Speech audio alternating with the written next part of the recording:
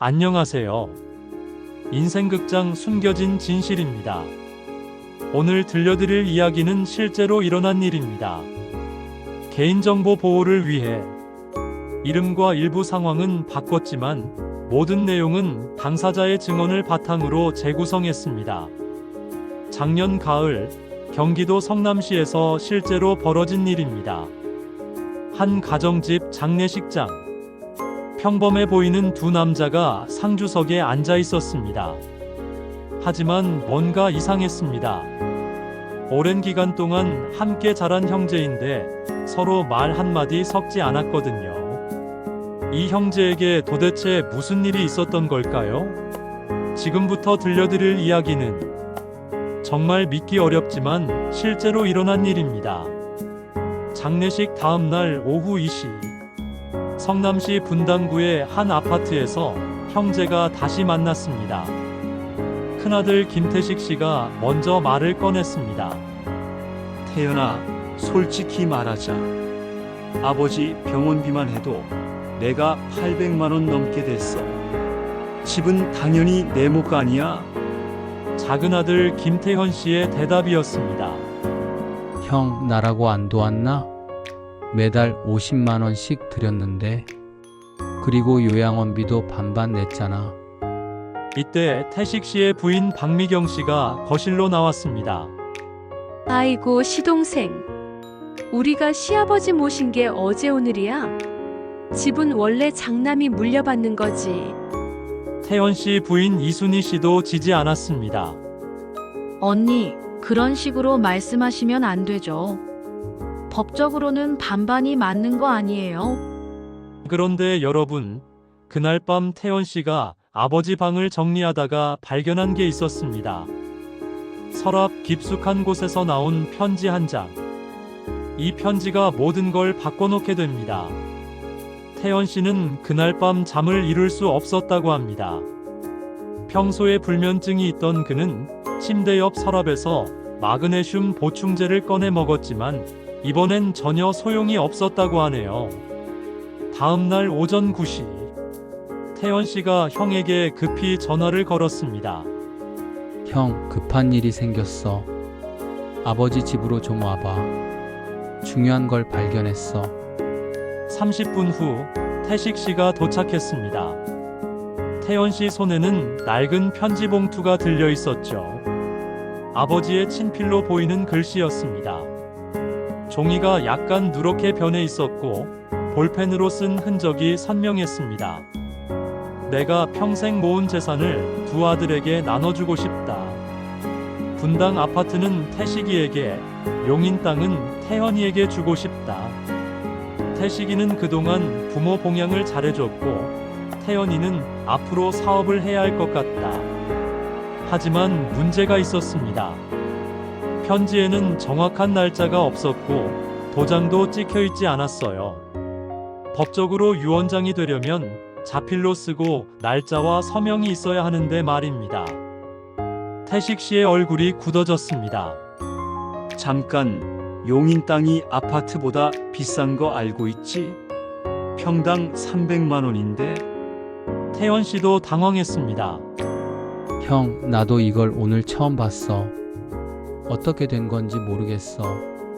그런데 이 편지 알고 보니 진짜 문제는 따로 있었습니다. 용인 땅을 실제로 조사해 보니 충격적인 사실이 드러나거든요. 2주 후 형제는 각각 다른 법무법인을 찾아갔습니다.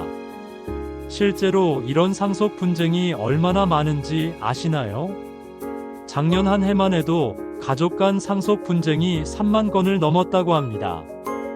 태식 씨가 찾아간 서울 강남의 한 법무법인.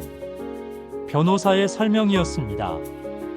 편지만으로는 법적 유언장으로 인정받기 어렵습니다.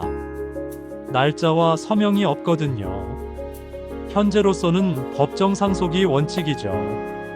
태연 씨도 분당의 다른 변호사 사무실에서 비슷한 답변을 들었습니다. 유언장으로 효력을 인정받으려면 필적 감정이나 증인 등 추가 증거가 필요해요. 이때부터 정말 힘든 시간이 시작됩니다. 추석 가족 모임이 완전히 깨졌거든요. 태식 씨의 아들 김민수 군의 말입니다. 작은아버지가 욕심이 너무 심한 것 같아요. 할아버지 모신 건 우리 아버지인데 태연 씨의 딸 김지은 양도 지지 않았죠. 큰아버지가 더 이상해요. 할아버지가 남기신 편지도 무시하고. 실제로 두 집안 사이의 연락이 완전히 끊겼습니다. 40년 동안 매주 만나던 가족이 3개월 동안 한 번도 얼굴을 보지 못했다고 하네요. 하지만 여러분, 진짜 문제는 이제 시작이었습니다. 용인 땅의 등기부 등본을 확인하던 중 아무도 예상하지 못한 충격적인 사실이 드러나게 되거든요. 태연 씨는 스트레스로 위염이 생겨서 매일 소화제를 먹어야 했다고 합니다. 특히 법무사 사무실에 갈 때마다 속이 쓰려서 양배추즙을 가져가곤 했다고 하네요. 11월 15일 용인시 처인구청에서 등기부 등본을 발급받던 날이었습니다. 법무사의 당황한 목소리였습니다. 이상하네요. 땅 3필지 중에 1필지가 이미 다른 분 명의로 넘어가 있어요. 김영희라는 여성의 명의였습니다. 소유권 이전 날짜를 보니 2년 전이었어요. 형제는 서로를 바라봤습니다. 김영희? 이 이름을 들어본 적이 없었거든요. 호적을 조사해보니 김영희 씨는 같은 성남시에 거주하는 여성이었습니다. 그것도 아버지 집에서 차로 10분 거리에 살고 있었어요. 태연 씨가 먼저 김영희 씨를 찾아가기로 했습니다. 11월 20일 오후 성남시 중원구의 한 다세대 주택 앞에 서 있었죠. 초인종을 누르자 중년 여성이 문을 열었습니다. 태연 씨는 그 순간 뭔가 이상함을 느꼈다고 합니다. 혹시 김만수 씨를 아시나요? 김영희 씨의 얼굴이 순간 굳어졌습니다. 들어오세요. 해드릴 얘기가 있어요. 김영희 씨가 털어놓기 시작한 이야기는 형제가 상상도 못한 내용이었습니다. 그날 밤 태연 씨는 형에게 전화하기 전에 마음을 진정시켜야 했습니다. 평소 스트레스 받을 때 먹던 오메가3를 먹고 심호흡을 했지만 이런 충격적인 소식을 어떻게 전해야 할지 정말 막막했다고 하네요. 김영희 씨가 차를 끓여주며 천천히 이야기를 시작했습니다. 실제 당시 상황을 재구성해보면 이렇습니다. 아버님과는 5년 전부터 알고 지냈어요. 어머님이 돌아가신 후에 너무 외로워하시더라고요. 같은 경로당에서 만났어요. 아버지 김만수 씨는 아내가 먼저 세상을 떠난 후 심한 우울증에 시달렸다고 합니다. 실제로 노인 우울증은 사회적 문제가 되고 있죠. 저도 남편을 일찍 보내고 혼자 지내고 있었거든요. 서로 말동무가 되어 주었어요. 김영희 씨는 3년 전 사업 실패로 빚이 3천만 원 정도 있었다고 합니다.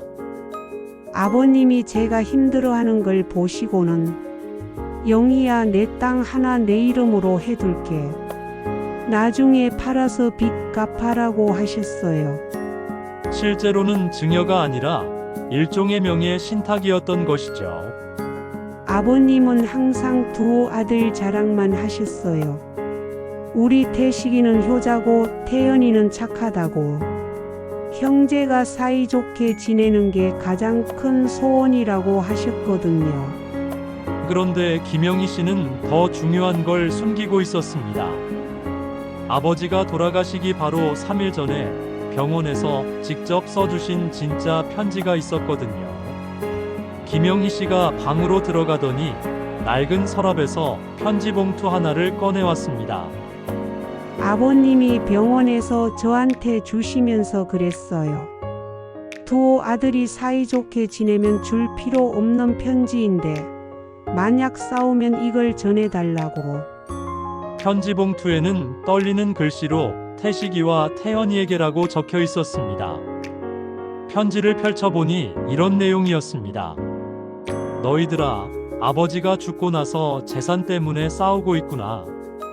아버지가 정말 실망스럽다. 영희 씨한테 준 땅은 다시 찾아와라. 영희 씨도 이해해 주실 것이다. 그리고 남은 재산은 너희가 형제답게 나눠 가져라. 돈 때문에 형제가 갈라지는 것만큼 부모를 슬프게 하는 일은 없다. 날짜도 정확히 적혀 있었고 아버지의 도장까지 찍혀 있었습니다. 저는 이미 마음의 준비를 했어요. 땅은 원래 두 분 거예요. 아버님 뜻대로 돌려드릴 겨. 저는 괜찮아요. 하지만 정작 중요한 건 이 모든 진실을 알게 된 형제가 과연 화해할 수 있을까 하는 것이었습니다. 그날 저녁 태연 씨는 너무 많은 생각으로 머리가 복잡했다고 합니다. 멜라토닌 보충제를 먹고 수면 안대까지 썼지만 도저히 잠이 오지 않았다고 하네요. 12월 3일 성남시 법원 앞 형제는 3개월 만에 다시 만났습니다. 태식 씨가 먼저 고개를 숙였습니다. 태연아, 형이 미안하다. 아버지 뜻을 이제야 알겠어. 태연 씨도 눈물을 흘렸죠. 형, 나도 미안해. 욕심 때문에 형을 잃을 뻔했어. 두 형제는 김영희 씨를 다시 찾아가서 이렇게 말했습니다. 아버지가 드린 땅은 그대로 두세요. 대신 저희가 영희 이모님을 가족처럼 모시겠습니다. 지금도 두 형제는 한 달에 한 번씩 김영희 씨를 찾아뵙는다고 합니다.